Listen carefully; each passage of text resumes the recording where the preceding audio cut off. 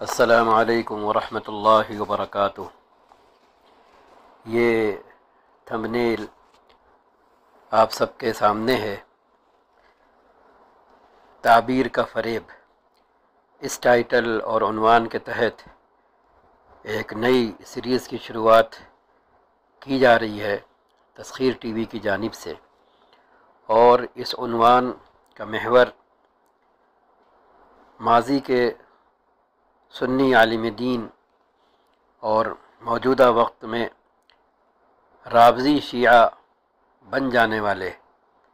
سلمان صاحب کی ذات ہے۔ انہوں نے گزشتہ دنوں جس طرح حدیثوں کو صحیح اور حسن کہہ کر لوگوں کو فریب دینے کی کوشش کی ہے، اور حقیقتاً جھوٹی اور موضوع حدیثوں کو بنیاد بنا کر امیر المؤمنین سیدنا معاویہ رضی اللہ تعالی عنہ کو وقت کا فرعون اور منافق ثابت کرنے کی کوشش کی ہے، یہ فریب کے سوا اور کچھ نہیں ہے۔ اور سلمان صاحب یہ کوشش کرتے ہوئے یہ بھول گئے کہ ان کی اس تحقیق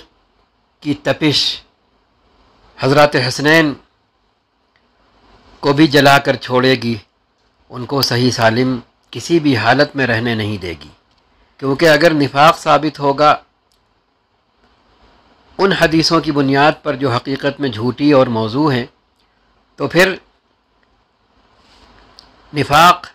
ان دونوں حضرات کا بھی ثابت ہوگا۔ اور سلمان صاحب کی تحقیق کے مطابق ان کی تحقیق ماننے والوں کو یہ بات بھی ماننا پڑے گی کہ یہ دونوں حضرات بھی منافق تھے، نعوذ باللہ الامان الحفیظ، فداہ ابی و امی نفسی و روحی، لیکن یہ ماننا پڑے گا۔ سلمان صاحب کی تحقیق کے مطابق ائمہ جرح و تعدیل کی تحقیقات کو نظر انداز کر کے صرف حدیث کی کتابوں میں آئی ہوئی اس طرح کی جھوٹی اور ضعیف موضوع حدیثوں کی بنیاد پر اگر یہ بات ماننے والے مانیں گے کہ نعوذ باللہ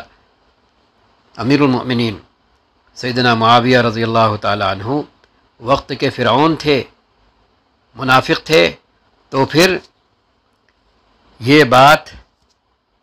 حضرات حسنین کو بھی راکھ کر کے چھوڑے گی، ان کو بھی منافق بنا کر چھوڑے گی، اور ان کو بھی اپنے نانا کی خلاف ورزی کرنے والا بنا کر چھوڑے گی۔ ہاں، انہیں محفوظ نہیں رہنے دے گی، کیونکہ حکم تو یہ ہو کہ میرے منبر پر کھڑا نہیں ہونے دینا، قتل کر دینا۔ تحقیق تو یہ ہو کہ وہ وقت کا فرعون ہے، منافق ہے، اور یہ دونوں حضرات چین کی بصری بجاتے رہیں،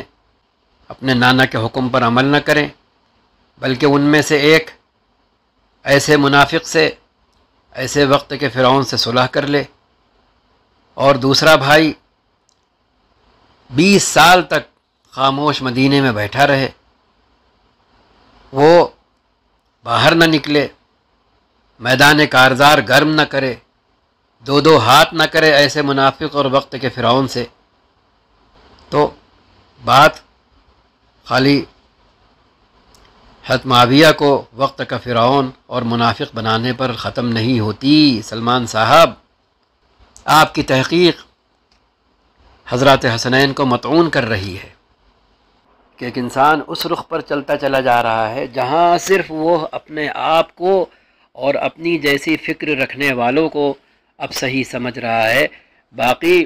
امت کے سواد اعظم کو وہ غلط بنانے پر تلا ہوا ہے،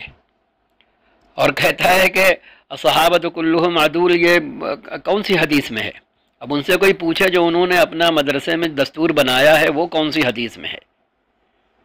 صبح سے شام تک جو کچھ بولتے رہتے ہیں وہ کون سی حدیث میں ہے؟ خیر، یہ ساری چیزیں